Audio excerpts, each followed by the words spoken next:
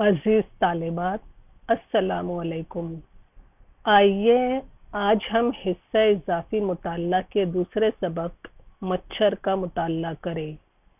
جی ہاں، آپ نے درست سنا، ہم مچھر نامی انشائیے کا مطالعہ کریں گے۔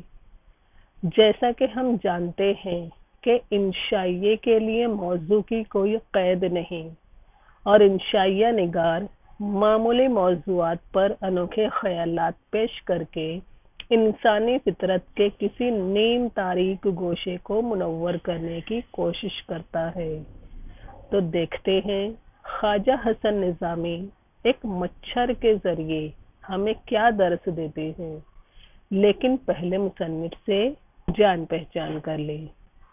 خواجہ حسن نظامی کا اصل نام سید علی حسن تھا۔ سن 1875 میں وہ دلی میں پیدا ہوئے تھے۔ ان کے والد کا نام سید عاشق علی نظامی تھا۔ ایک ادیب کی حیثیت سے خواجہ حسن نظامی کی کئی جہتیں ہیں: افسانہ نگار، مترجم، صحافی، تنقید نگار، روزنامچہ نگار، انشائیہ نگار وغیرہ۔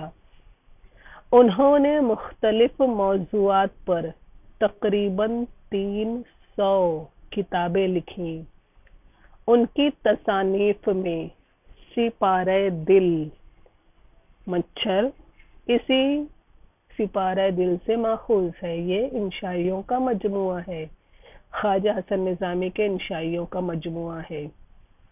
بیگمات کے آنسو، جگ بیتی کہانیاں، کرشن بیتی، یزید نامہ اور غدر دہلی کے افسانے بطور خاص مشہور ہیں۔ موصوف نے کئی اخبار نکالے، مثلاً منادی، توحید، روزنامہ رعیت وغیرہ۔ خواجہ حسن نظامی نمائندہ انشائیہ نگار اور افسانہ نگار ہیں۔ غدر دہلی کے افسانے غدر کے بعد تباہ شدہ دلی کی عصری صورتحال کا آئینہ ہے۔ انہوں نے روزنامچے بھی لکھے۔ یہی روزنامچے ان کی انشائی فکر کی نمائندگی کرتے ہیں: جھینگر کا جنازہ، دیا سلائی، آنسو کی سرگزشت، الو وغیرہ خواجہ حسن نظامی کے نمائندہ انشائیے ہیں۔ 31 جولائی سن 1957 کو دلی میں ان کا انتقال ہوا۔ شروع کرتے ہیں انشائیہ۔ یہ بھنبھناتا ہوا ننھا سا پرندہ آپ کو بہت ستاتا ہے۔ رات کی نیند حرام کر دی۔ ہندو، مسلمان، عیسائی، یہودی سب بالاتفاق اس سے ناراض ہیں۔ بالاتفاق، اتفاق کے ساتھ، اتفاق سے۔ ہر روز اس کے مقابلے کے لیے مہمیں تیار ہوتی ہیں، جنگ کے نقشے بنائے جاتے ہیں۔ مچھروں کے جنرل کے سامنے کسی کی نہیں چلتی۔ شکست پر شکست ہوئی چلی جاتی ہے۔ اتنے بڑے ڈیل ڈول کا انسان ذرا سا بھونگے پر قابو نہیں پا سکتا۔ بھونگا ایک چھوٹا سا کیڑا جو اکثر برسات میں پیدا ہوتا ہے، گلر کے کیڑے کو بھی بھونگا کہتے ہیں۔ طرح طرح کے مسالے بھی بناتا ہے کہ ان کی بو سے مچھر بھاگ جائیں، لیکن مچھر اپنی یورش سے باز نہیں آتے۔ یورش مانے حملہ، باز آنا محاورہ، پرہیز کرنا، توبہ کرنا، انکار کرنا، اور باز نہ آنا مانے پرہیز نہ کرنا، انکار نہ کرنا، اور نعرے لگاتے ہوئے آتے ہیں۔ بیچارہ آدمزاد حیران رہ جاتا ہے۔ امیر غریب، ادنا اعلیٰ، بچے بوڑھے، عورت مرد، کوئی اس کے وار سے محفوظ نہیں۔ یہاں تک کہ آدمی کے پاس رہنے والے جانوروں کو بھی اس کے ہاتھ سے ایذا ہے۔ ایذا، اذیت مانے تکلیف۔ मच्छर जानता है कि दुश्मन के दोस्त भी दुश्मन होते हैं। इन जानवरों ने मेरे दुश्मन की अताअत की है तो मैं इनको भी मजा चखाऊंगा। समझ लेते हैं पहले इतना। मुसन्निफ मच्छर को नन्हा सा परिंदा, मच्छरों का जनरल और जरा सा भूंगा नाम देते हुए कहते हैं कि इसने इतने बड़े डील डोल के इंसान की, इस छोटे से कीड़े ने इतने बड़े इंसान की नींदें हराम कर रखी हैं।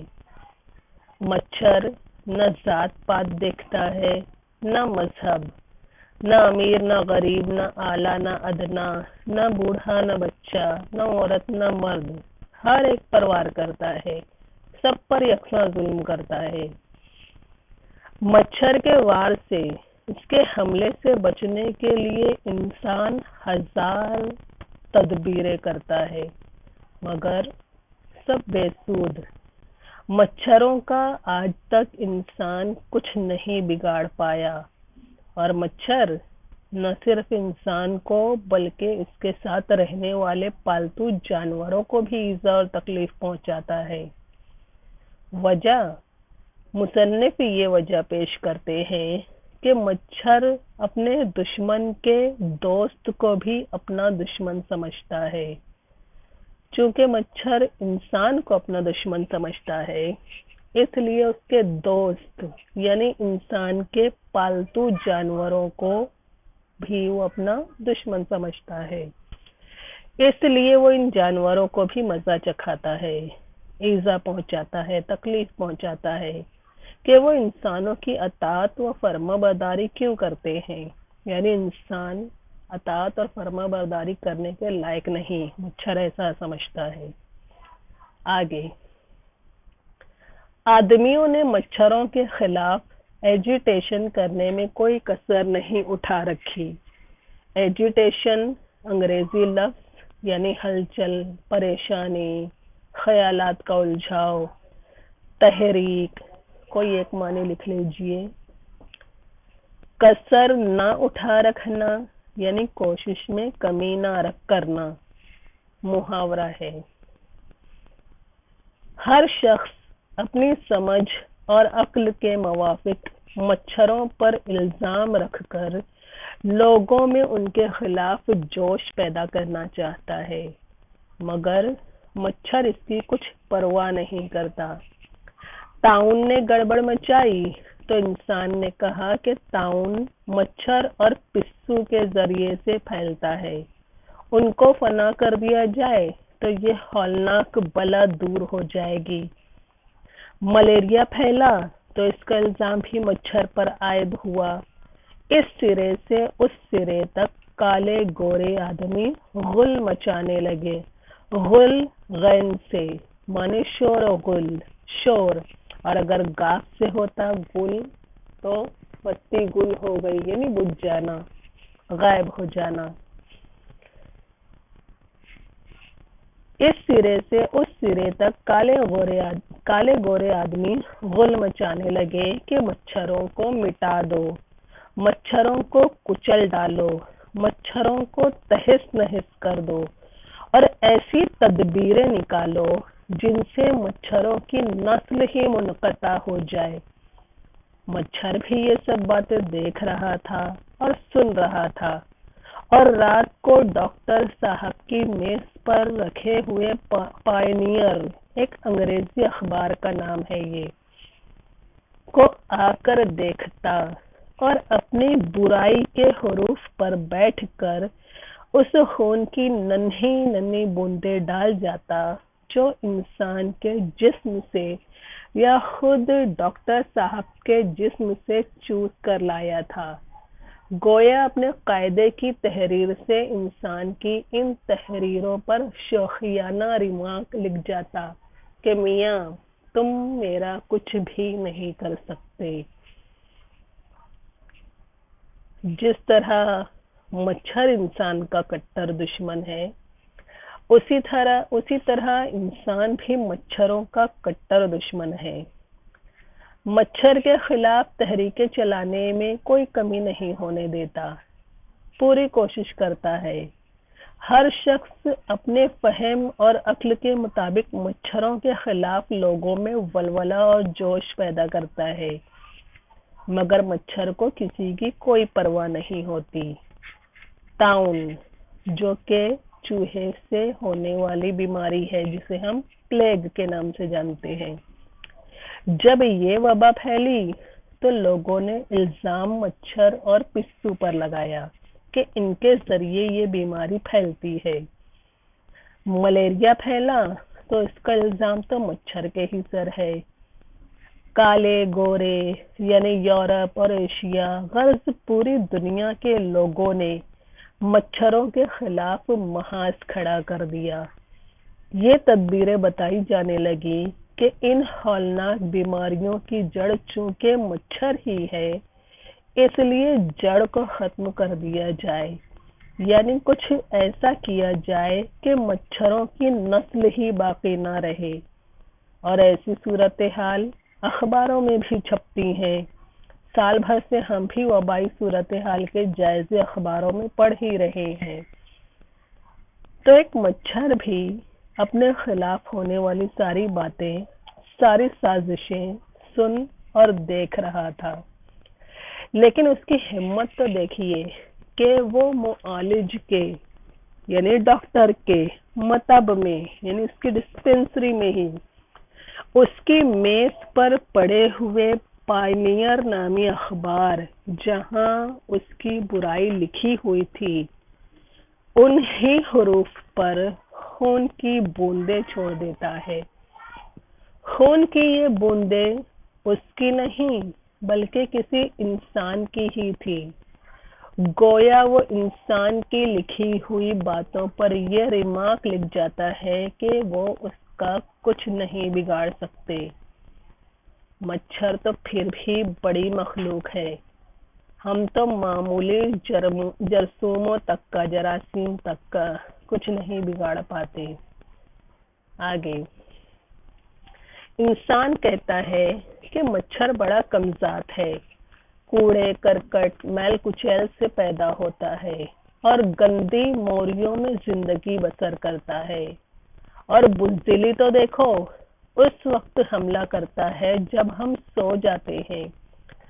سوتے پر وار کرنا، بے خبر کے چرکا لگانا، چرکا اسکریچ یا کاٹنا، ڈسنا، زخم دینا۔ بے خبر کے چرکا لگانا مردانگی نہیں، انتہائی درجے کی کمینگی ہے۔ صورت تو دیکھو، کالا بھتنا، لمبے لمبے پاؤں، بے ڈول چہرہ، اس شان و شوکت کا وجود اور آدمی جیسے گورے چٹے خوش وضع پیاری ادا کی دشمنی، بے عقلی اور جہالت اسی کو کہتے ہیں۔ مچھر کی سنو تو وہ آدمی کو کھری کھری سناتا ہے، کھری کھری سنانا، صاف صاف کہنا، لگی لپٹی نہ کہنا، محاورہ۔ اور کہتا ہے کہ جناب ہمت ہے تو مقابلہ کیجئے، ذات صفات نہ دیکھیے، میں کالا سہی، بدرونق سہی اور کمینہ سہی، مگر یہ تو کہیے کہ کس دلیری سے آپ کا مقابلہ کرتا ہوں اور کیوں کر آپ کا ناک میں دم کرتا ہوں۔ ناک میں دم کرنا مانے ستانا، پریشان کرنا، دک کرنا، محاورہ ہے۔ یہ الزام سراسر غلط ہے کہ میں بے خبری میں آتا ہوں اور سوتے میں ستاتا ہوں۔ یہ تو تم اپنی عادت کے موافق سراسر ناانصافی کرتے ہو۔ حضرت میں تو کان میں آ کر الٹیمیٹم دیتا ہوں۔ الٹیمیٹم انگریزی لفظ معنی ہے آخری شرط، آخری نتیجہ، لاسٹ وارننگ۔ دے دیتا ہوں کہ ہوشیار ہو جاؤ، اب حملہ ہوتا ہے۔ تم ہی غافل رہو تو میرا کیا قصور؟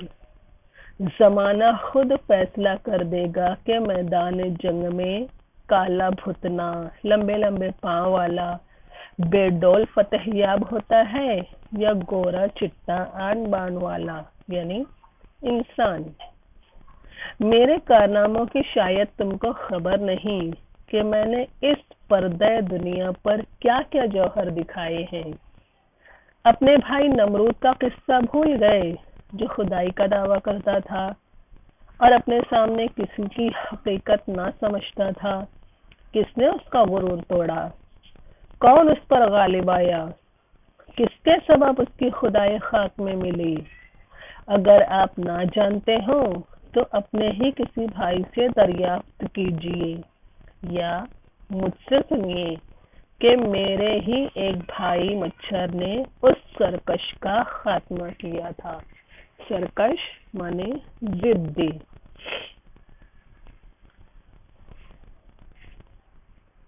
مچھر کے بارے میں انسان کیا رائے رکھتا ہے؟ پہلی رائے، انسان مچھر کو کمذات کہتا ہے۔ وہ کیوں؟ اس لیے کہ مچھر گندگی کے ڈھیر میں پیدا ہوتا ہے، گٹروں میں پلتا ہے۔ دوسری رائے، مچھر بزدل ہے کیونکہ انسان پر سوتے میں حملہ کرتا ہے اور یہ بہادری نہیں کمینگی کی علامت ہے۔ اسے بدصورت، بے عقل اور جاہل کہتا ہے۔ یہ مچھر کے بارے میں اس کی تیسری رائے ہے، اور ایسا اس لیے کہتا ہے کہ کالے بھوت جیسا یہ بے ڈھنگا کیڑا آدمی جیسے خوبصورت خوش لباس پر حملہ کرتا ہے۔ یہ سب سن کر مچھر بھی انسان کو کھری کھری سناتا ہے، چیلنج کرتا ہے کہ اگر ہمت ہے تو اس جیسے معمولی کیڑے کا مقابلہ کر کے دکھائے، اس کی صورت، اس کی صفت نہ دیکھے۔ وہ بھلے ہی بدصورت ہے مگر دلیر کتنا ہے کہ انسان کا مقابلہ کر لیتا ہے اور اس کو پریشان کر کے رکھ دیتا ہے۔ وہ یہ بھی کہتا ہے کہ اس پر یہ الزام غلط ہے کہ وہ بے خبری میں سوتے وقت انسان پر حملہ کرتا ہے۔ وہ کہتا ہے کہ وہ آ کر پہلے خبردار کر کے جاتا ہے، الٹیمیٹم دے کر جاتا ہے، مگر انسان اس کے الٹیمیٹم پر دھیان نہیں دیتا۔ مچھر کے بھن بھنانے کو یہاں پر الٹیمیٹم کہا گیا۔ تو ہم انسانوں پر ایسی غفلت طاری ہوتی ہے، ایسی نیند طاری ہوتی ہے کہ ہم اس خطرے کو سمجھ نہیں پاتے اور مچھر میدان مار لیتا ہے۔ وہ اس اشرف المخلوقات کو یعنی انسان کو زیر کر دیتا ہے۔ مچھر اپنے کارنامے بتاتا ہوا مزید یہ کہتا ہے کہ دنیا کے اس پردے پر اس نے نہ جانے کون کون سے جوہر، کون کون سی اپنی خوبیاں دکھائی ہیں۔ شاید اس کی ہم کو یعنی انسان کو خبر بھی نہیں۔ وہ نمرود کا قصہ یاد دلاتا ہے۔ نمرود جو ہماری طرح ایک انسان ہی تھا مگر خدائی کا دعویٰ کر بیٹھا، خدا کے وجود کا انکار کیا اور اپنے ہی جیسے انسانوں کو ہیچ سمجھتا تھا۔ اس کے غرور اور گھمنڈ کو ایک معمولی مچھر نے ہی ختم کر دیا اور خدائی کا دعویٰ کرنے والے اس سرکش کا خاتمہ کیا۔ ہم یہ قصہ اچھی طرح جانتے ہیں کہ نمرود کی موت ایک معمولی مچھر کی وجہ سے ہی ہوئی تھی جو اس کی ناک کے نتھنے کے ذریعے دماغ تک پہنچ گیا تھا اور اس کے دماغ کو، مغز کو کھاتا رہا یہاں تک کہ نمرود کی اسی تکلیف سے موت ہوئی۔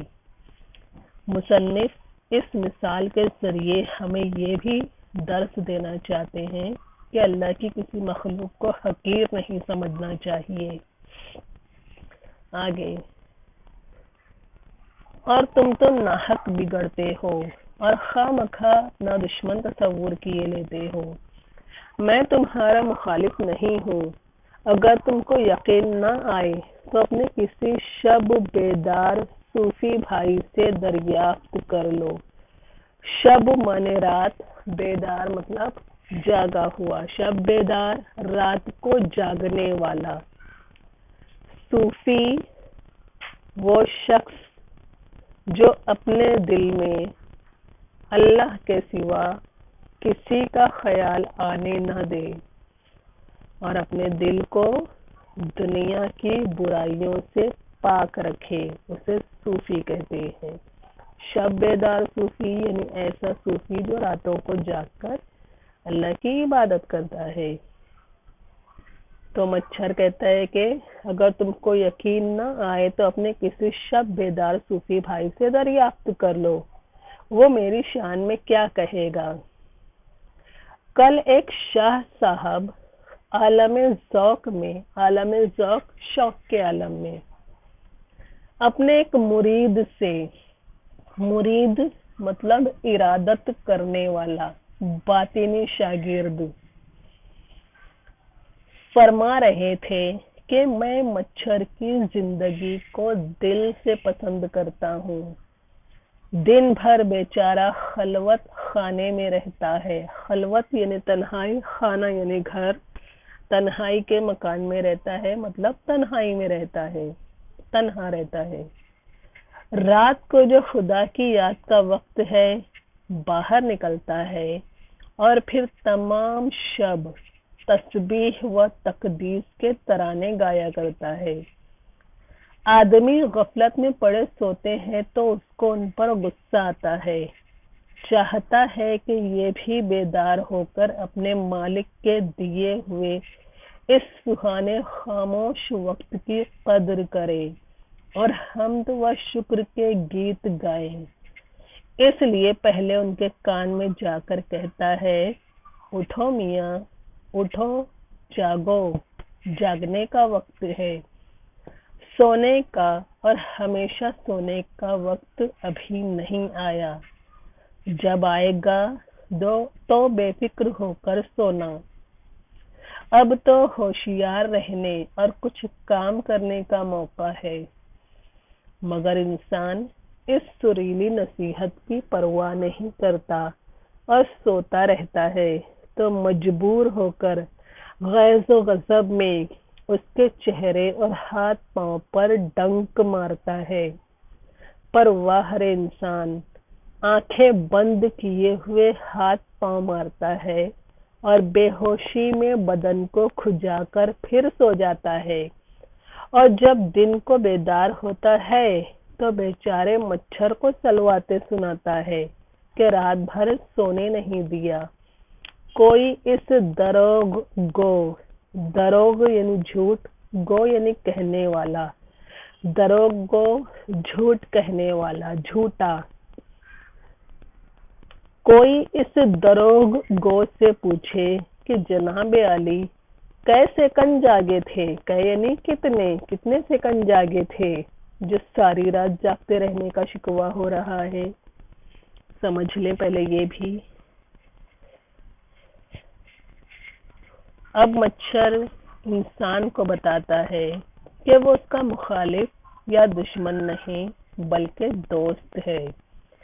ہمیں یہ سن کر حیرت ہوگی کہ مچھر ہمارا دوست کیسے ہو سکتا ہے، اور ہمیں یقین دلانے کے لیے وہ ایک شب بیدار صوفی بھائی سے پوچھنے کے لیے کہتا ہے کہ راتوں کو جاگ کر اللہ کی عبادت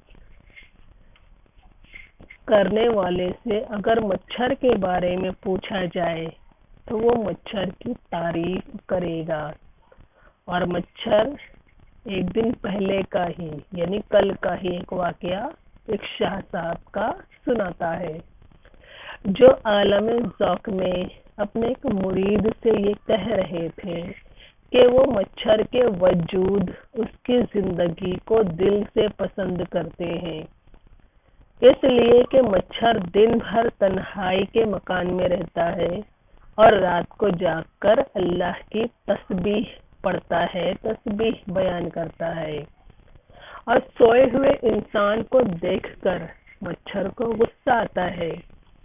وہ یہ چاہتا ہے کہ انسان بھی اس انمول وقت کی قدر کرے اور اٹھ کر اللہ کی عبادت کرے۔ اس لیے پہلے وہ جاگ کر ان کے کانوں میں بھن بھنا کر یہ کہتا ہے کہ انسان اٹھے، کیونکہ یہ سونے کا نہیں جاگنے کا وقت ہے۔ سونے کا اور ہمیشہ کی نیند سونے کا وقت نہیں آیا ہے۔